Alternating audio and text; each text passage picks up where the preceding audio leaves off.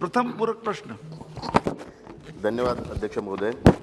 अध्यक्ष महोदय, CSR fund खर्च करने के लिए कंपनियां धर्मार्थ ट्रस्टों का उपयोग करती है और बहुत सारी कंपनियां के जो डायरेक्टर रहते हैं वही मेंबर वो खुद की ट्रस्ट बनाते हैं, खुद की फैमिली के एक ट्रस्ट बनाते हैं, धर्मार्थ ट्रस्ट, और वो ट्रस्ट के माध्यम से ये सीएसआर के फंड यूटिलाइज करते हैं और दान किया गया धन वापस कंपनी को दिया जाता है। पैसा वैध बैंकिंग चैनलों के माध्यम से इन ट्रस्टों में प्रवाहित होता है, लेकिन अंततः कंपनी को नकद या और किसी रूप से वापस कर दिया जाता है।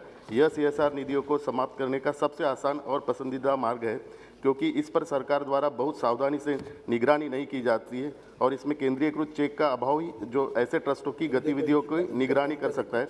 इसलिए मैं माननीय मंत्री जी से पूछना चाहता हूं कि सरकार द्वारा यह सुनिश्चित करने के लिए क्या कदम उठाए जा रहे हैं कि कोई भी कंपनी इस तरह के चैरिटेबल ट्रस्ट के माध्यम से कंपनी अधिनियम 2014 की अनुसूची 7 में उल्लिखित परियोजनाओं पर सीएसआर फंड खर्च करने की अपनी जिम्मेदारी से कैसे बच सकते हैं और उन्हें किस तरह सीएसआर फंड का समुचित उपयोग करने के लिए मजबूर किया जाता है। माननीय मंत्री जी।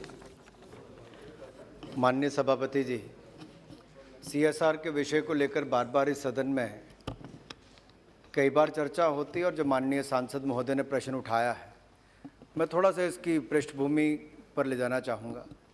ये बोर्ड ड्रिवन प्रोसेस है, कॉर्पोरेट सोशल रिस्पॉन्सिबिलिटी, और इसमें कानून के अंतर्गत 135 के अंतर्गत साफ तौर पर कहा गया है कि कौन कौन इसको खर्च कर सकता है।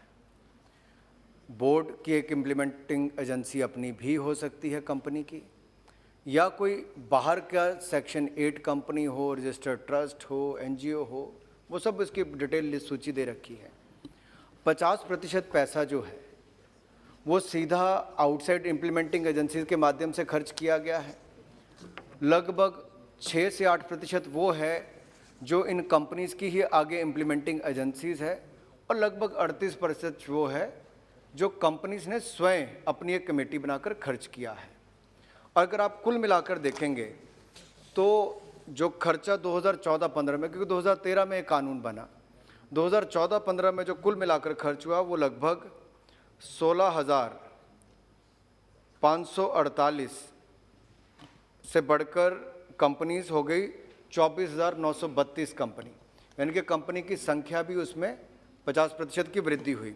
और जो खर्चा हुआ है माननीय सभापति जी, वो 2014-15 में 10,065 करोड़ हुआ, जो बढ़कर 18,655 करोड़ हुआ। यहाँ पर शुरू में इसको क्रिमिनल ऑफेंस माना जाता था अगर आप पैसा खर्च नहीं करते थे, लेकिन माननीय वित्त मंत्री जी यहाँ पर बैठी हैं, 2019 में हमने इसको कंपाउंडेबल ऑफेंस किया ताकि ईज़ ऑफ डूइंग बिजनेस भी हो। लेकिन इसका मतलब ये नहीं कि कंपनीज पैसा खर्च ना करें, उनकी जवाबदेही हमने और तय की है। अगर वो पैसा खर्च नहीं करती हैं तो उसके लिए भी प्रावधान बनाएंगे कि किस खाते में उनको अनस्पेंट पैसा डालना है, उसकी भी पूरी जानकारी ली जाती है और एक एक रुपये के लिए उनको अकाउंटेबल किया जाता है। अगर कोई स्पेसिफिक केस माननीय सांसद महोदय के ध्यान में है तो मैं चाहूँगा कि उसकी जानकारी दें ताकि हम उस पर भी उचित कार्रवाई कर सकें। Second supplementary. धन्यवाद अध्यक्ष महोदय। मेरा सेकंड सप्लीमेंट्री, माननीय मंत्री जी ने अभी बताया कि जो सीएसआर का फंड यूटिलाइजेशन कैसा होता है, 50% बाहर की संस्था से और 38% का उनकी एक कंपनी की कमिटी है उसके माध्यम से यूटिलाइज होता है। मेरे संसदीय क्षेत्र में रिफाइनरीज है, इंडियन ऑयल है, बीपीसीएल है, एचपीसीएल है, ओएनजीसी है, आरसीएफ का भी प्लांट है, न्यूक्लियर पावर कॉरपोरेशन का भी प्लांट वहाँ पे। तो ये सभी कंपनियों को जब हम सीएसआर फंड के लिए अप्रोच होते हैं तो सभी का रिप्लाई यही आता है कि हमारा CSR fund prime minister relief fund को दिया गया है, आपको सीएसआर फंड नहीं मिलेगा।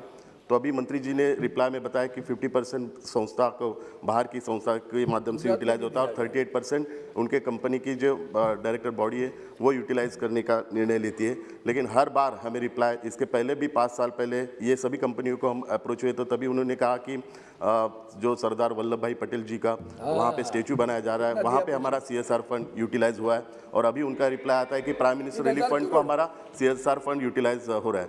कंपनी के नियम के अनुसार जहाँ पे भी प्लांट है, रिफाइनरी है, वहाँ के 2 किलोमीटर के दायरे में सीएसआर फंड यूटिलाइज करने का नियम है और 2% जो प्रॉफिट जो होता है, प्रॉफिट में से जो 2% होता है वो सीएसआर फंड के लिए यूटिलाइज होना चाहिए। तो ये मेरे संसदीय क्षेत्र के ऊपर अन्याय है। जितने भी रिफाइनरीज कंपनी है, जितने भी प्लांट मेरे संसदीय क्षेत्र में, क्या मंत्री जी उनको निर्देश देंगे कि उनका CSR फंड मेरे संसदीय क्षेत्र को यूटिलाइज होगा? धन्यवाद।